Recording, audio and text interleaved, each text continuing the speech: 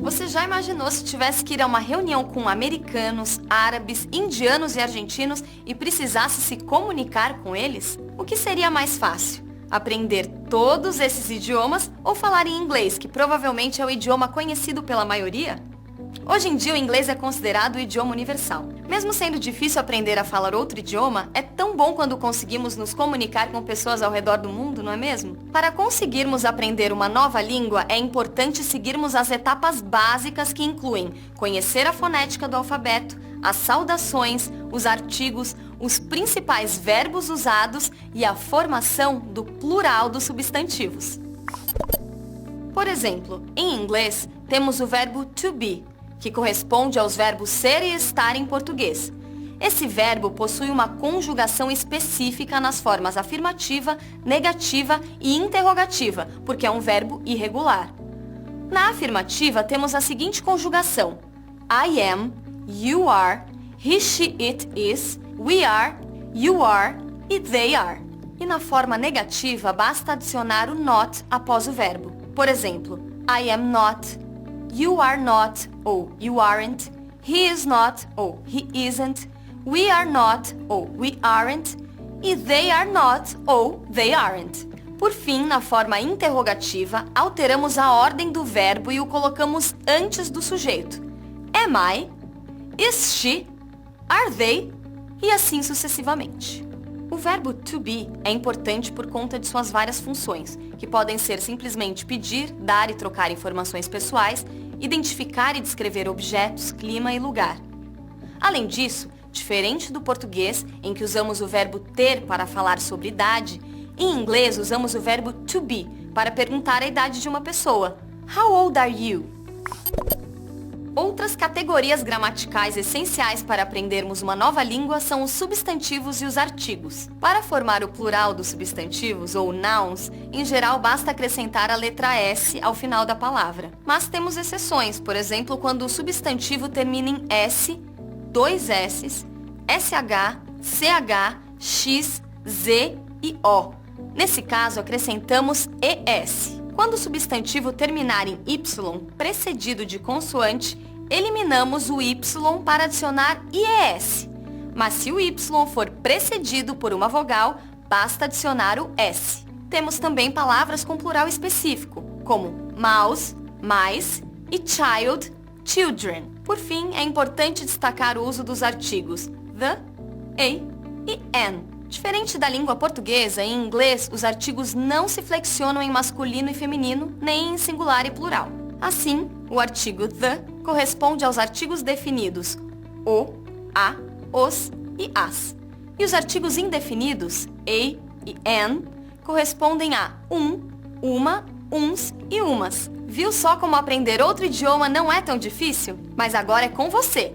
Não deixe de pesquisar as demais exceções nas regras de formação do plural e quando usar ou não os artigos. Eu fico por aqui. Enjoy your studies. See you next time.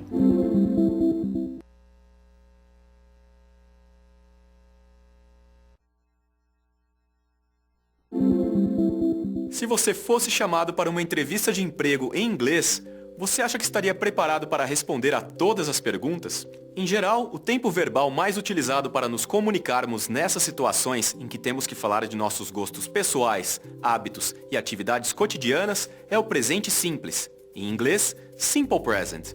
Mas, você sabe como formamos esse tempo verbal na afirmativa, negativa e interrogativa? Na afirmativa, considerando os verbos regulares, a conjugação do simple present é feita com o uso da forma base do verbo para todas as pessoas, exceto para a terceira do singular. Ou seja, quando usamos he, she ou it, devemos acrescentar a letra S ao final da base do verbo. Por exemplo, I read a lot e he ou she reads a lot. Já a forma negativa é construída com o auxílio do verbo do, seguido por not, ou da forma contraída don't. E na terceira pessoa do singular, usamos does not ou doesn't. Por exemplo, I don't exercise every day. Ou he doesn't exercise every day. E por fim, na forma interrogativa, usamos o mesmo verbo auxiliar, do ou does. Mas o colocamos no início da frase, antes do sujeito. Assim como nessas frases. Do you exercise often? Ou does she exercise often? Já que estamos aprendendo o Simple Present, é praticamente impossível não falar dos advérbios de frequência. Isso porque, em geral, quando nos referimos aos hábitos e rotinas, também costumamos especificar quando e quantas vezes eles ocorrem. Por exemplo, people usually like to go to the movies. Nesse caso, usually é o advérbio de frequência na frase. Além dele, também temos outros, como always, frequently, often, generally, rarely e never. Temos também outra forma verbal que é bastante usada, a imperativa. O verbo no imperativo tem a função de dar ordens, instruir, sugerir, aconselhar ou pedir. Sua formação na afirmativa se dá com a utilização da forma base do verbo sem o sujeito, como em it. Já na negativa, além da forma base sem sujeito, usamos o verbo auxiliar do mais not. Por exemplo, do not eat ou don't eat. Viu só como o Simple Present e o Imperative não são tão complicados de entender? Pesquise também sobre os adjetivos e os pronomes possessivos, pois eles podem nos ajudar a falar sobre nossos familiares. E lembre-se que para ficar fluente em um novo idioma, não basta saber só gramática. Por isso, continue ampliando seu vocabulário. Eu fico por aqui, bons estudos e até a próxima!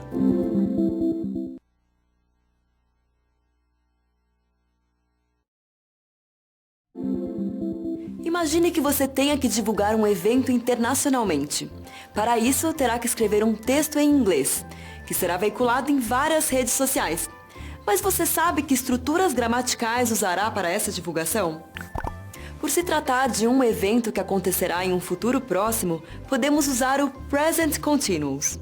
E também, por estarmos falando da existência de um evento, podemos usar as estruturas there is e there are.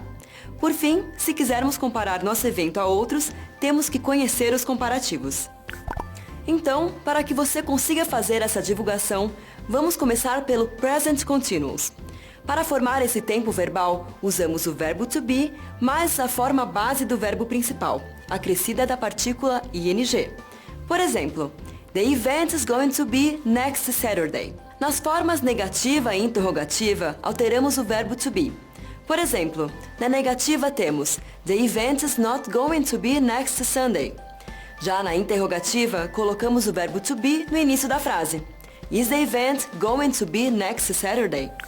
Além do present continuous, temos também a estrutura there is e there are, que é utilizada para indicar a presença ou existência de pessoas, objetos, animais e lugares. Por exemplo, there is a bank next to the theater. Mas temos que lembrar que, quando falarmos sobre a existência de algo no plural, a estrutura também deve estar no plural. Nesses casos, usamos there are. Essa estrutura com o there pode ser usada também nas formas negativa e interrogativa. Na negativa, basta colocar not junto ao verbo to be.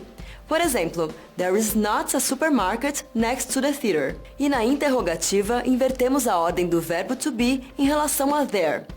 Is there a supermarket next to the theater? E por fim, se quisermos comparar nosso evento a outros, temos que conhecer a estrutura da comparação em inglês. Por exemplo, quando vamos comparar duas coisas em grau de igualdade, podemos dizer the theater is as big as the hotel next to it. Já nos casos de comparação em grau de superioridade, para adjetivos curtos, adicionamos a partícula er mais than. E para os mais longos, em vez disso, adicionamos a palavra more antes do adjetivo, sem alterá-lo. Por exemplo, the theater is bigger than the hotel next to it. E this ticket is more expensive than the other one. Por fim, na comparação em grau de inferioridade, adicionamos less mais than antes do adjetivo. Por exemplo, the building is less beautiful than the theater next to it. E aí, gostou de aprender as regras gramaticais para poder divulgar seu evento internacionalmente? Agora amplie seu vocabulário. Keep practicing. See you next time!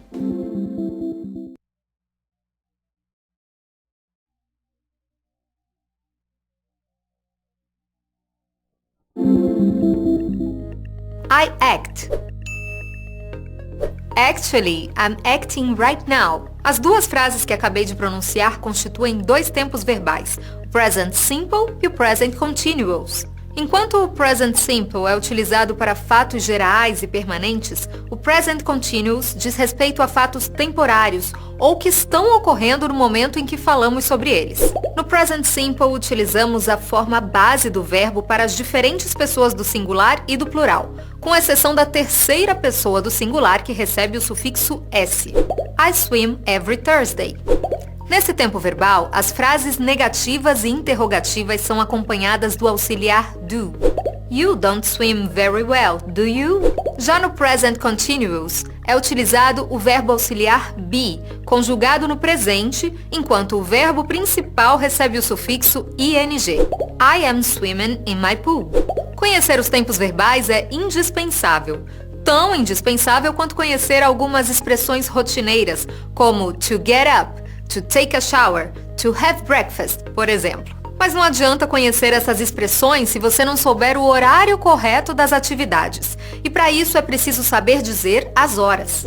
Para indicar um horário em ponto, usamos o'clock. Para indicar meio-dia, noon ou midday. Já para meia-noite, usamos midnight. Para horários quebrados, podemos dizer como no português. São 5h55. It is 5:55.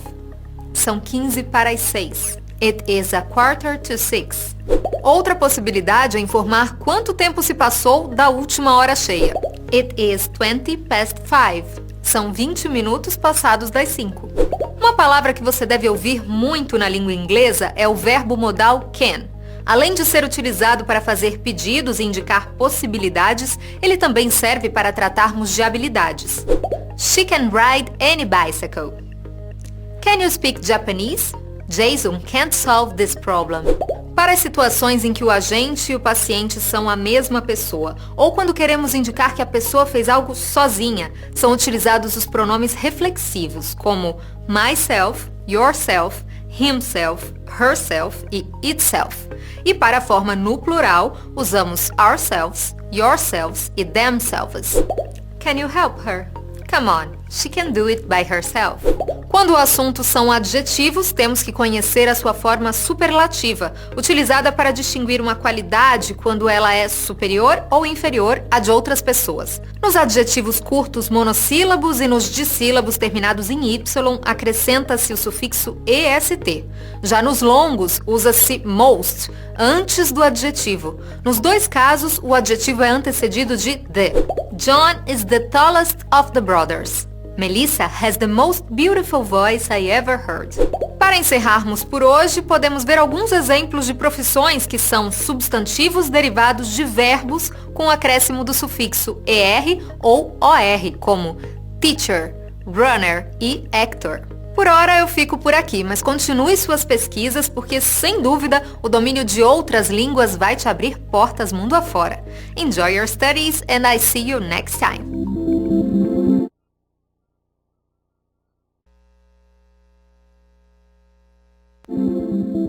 O Simple Past é o tempo verbal que descreve acontecimentos que tiveram início e fim no passado.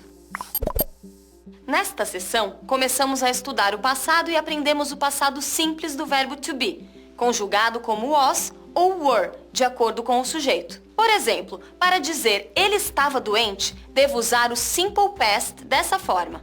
He was sick. Para a forma negativa, basta adicionar not após o verbo. He was not sick. Já na forma interrogativa, o verbo vem antes do sujeito. Was he sick? O verbo conjugado no passado simples pode ser acompanhado de expressões que especificam o momento em que a ação ocorreu. Por exemplo, yesterday, last summer e 5 years ago. Essas expressões podem demandar o uso de preposições, como in, on e at. É preciso saber como elas são aplicadas no inglês, já que elas podem ser diferentes em português. O passado simples dos verbos regulares é construído com o acréscimo de ed no final, mas há algumas regras para o acréscimo dessa partícula. Se o verbo terminar com e, basta acrescentar um d. Quando o final for com y antes de uma consoante, o y é substituído por ied. Se for precedido de vogal, apenas acrescenta-se ed. E se terminar em consoante, vogal, consoante, a última consoante é dobrada e acrescida de ed. A locução there to be também pode ser usada no passado, significando existiu ou existia, e também houve ou havia. Devemos usar there was para o singular e there were para o plural.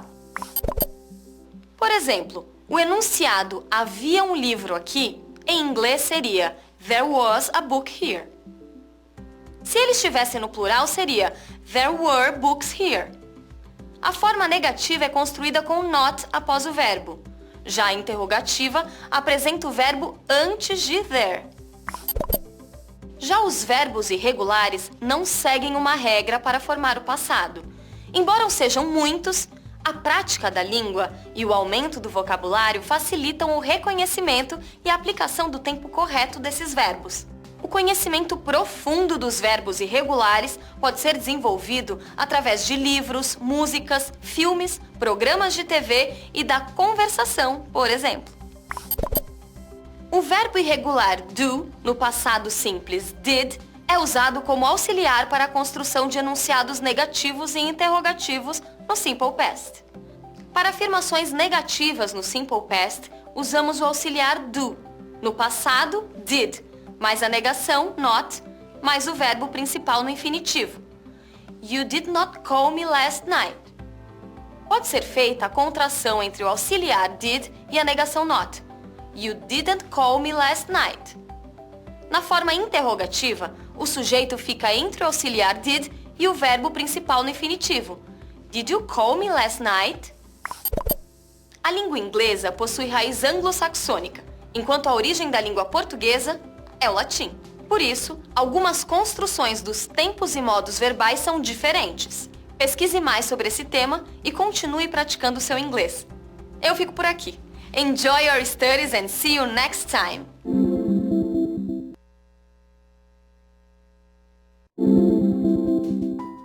Imagine que você está no Canadá e precisa contar a um amigo de lá uma ação que você começou, mas não terminou porque ela foi interrompida.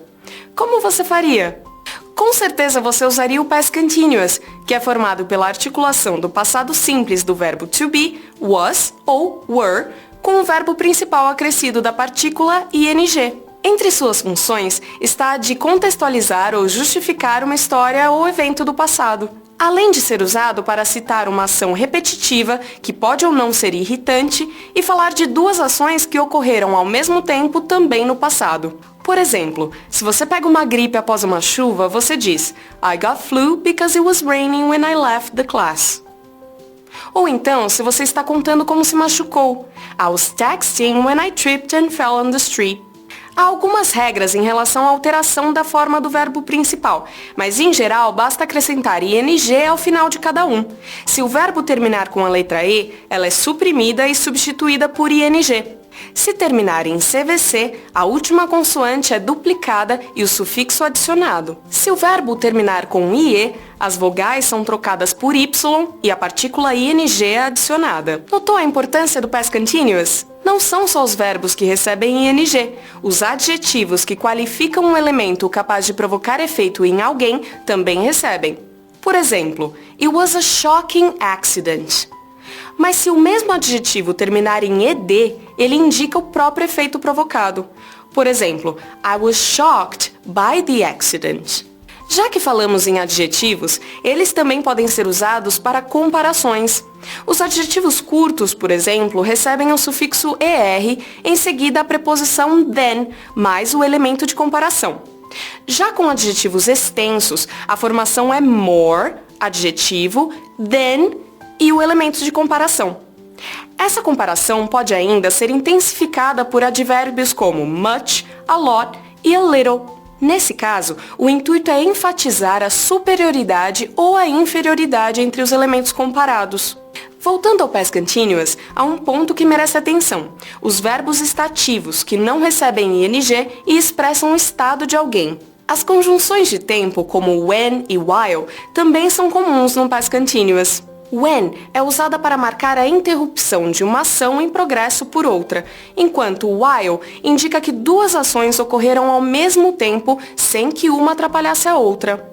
Além das conjunções, há também as preposições, como for, que indica quanto tempo durou uma ação, e during, que indica quando uma ação ocorreu. Já para saber sobre algo que aconteceu no passado ou que está em andamento, utilizamos os pronomes interrogativos, como which, what, how e where. Agora, quando falamos de elementos sobre os quais não temos muitas informações, usamos os pronomes indefinidos some, any e no. Eles podem se articular as palavras thing, one, body e where, dando novos significados a elas. Eu fico por aqui. Pesquise mais sobre o assunto e pratique seu inglês. Now, enjoy your studies. See you next time!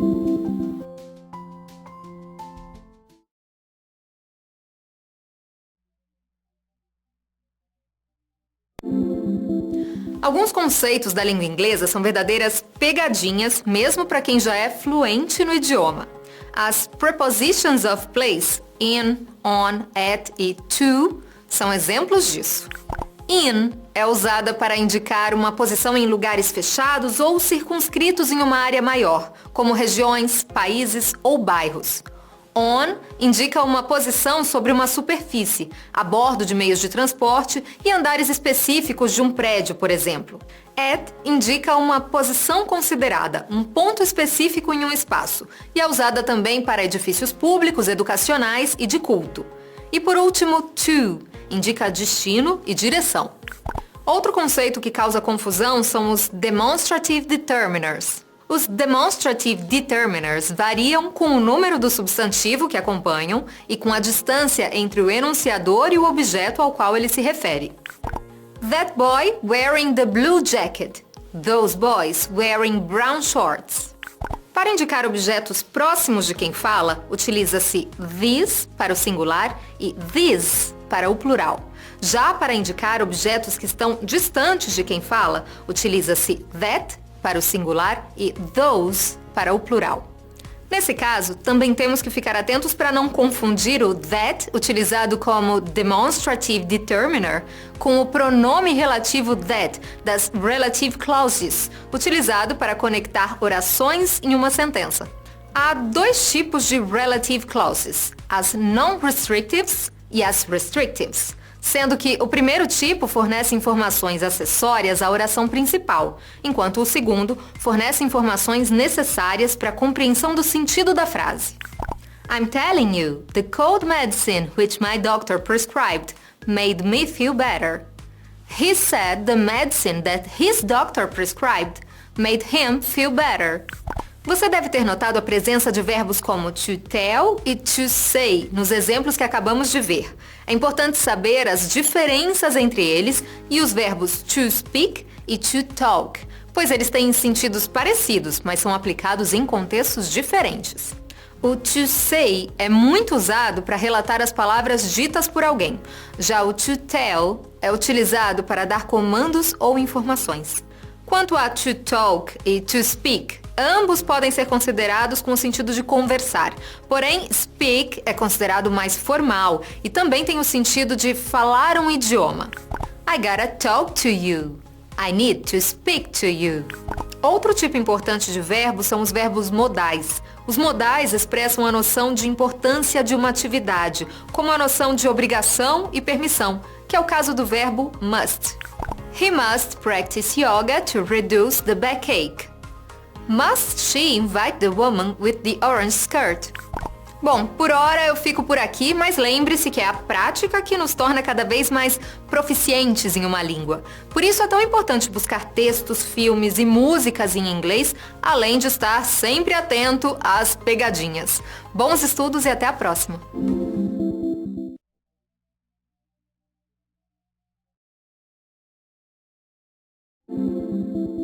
Quando usamos o inglês no dia a dia, precisamos saber conceitos muitas vezes bem distintos para formar uma frase. Pensando nisso, vamos falar sobre quantifiers, will e going to, conditional clauses e modal verbs.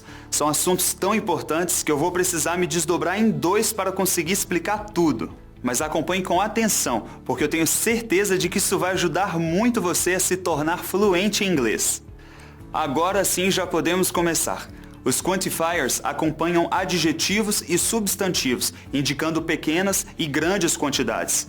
Devemos usar few e many para modificar substantivos contáveis e little e much para os incontáveis. A lot vale para os dois tipos. Outra estrutura muito utilizada ao se falar inglês no cotidiano é o tempo verbal futuro. Para isso, existem algumas formas que devemos conhecer. Articulamos will mais o verbo no infinitivo para expressar previsões ou eventos futuros não arranjados e para prometer fazer algo a partir de uma decisão tomada no momento da fala. Já quando articulamos o verbo to be, a expressão going to e o verbo principal no infinitivo, expressamos previsões baseadas em evidências presentes ou decisões já tomadas previamente. Ainda podemos articular o verbo to be com o verbo no gerúndio, estrutura que indica ações já arranjadas e programadas. Outro elemento importante da língua são os verbos modais. Observe que nas orações afirmativas, eles são seguidos apenas do infinitivo sem to. Nas interrogativas, invertemos a posição do modal com a do sujeito, e nas negativas, o modal é seguido de not, podendo sofrer contração. Alguns modais também são usados como parte da forma condicional, como no exemplo, I will go to the party with you, as long as you don't leave me there alone. Essas orações subordinadas são introduzidas por conjunções, como as long as. Existem ainda outros tipos de estruturas de condicionais, como as if clauses. Nesse tipo de oração, quando queremos indicar uma possibilidade real, devemos usar o verbo no presente na oração subordinada e o will na oração principal. Já quando a intenção for indicar uma situação hipotética ou algo que não acreditamos ser possível, devemos usar o verbo no passado na oração subordinada e os modais, como would na principal. Por fim, no dia a dia, os modais ainda podem ser utilizados para fazer pedidos. May I come in? Claro que pode entrar, não precisa nem pedir, afinal foi você mesmo que me criou. E para terminar a explicação sobre os modais, você também pode usar quando for oferecer algo. Can I help you with this explanation? Ah, entendi. Você só está exemplificando o que eu disse. Mas agora já acabou o que tínhamos para falar. Não precisa mais de mim. Bye! Bom, depois dessa ajuda que tivemos, você já vai conseguir aplicar na prática os assuntos estudados. Mas não pare de praticar e continue estudando. So, enjoy your studies. See you next time.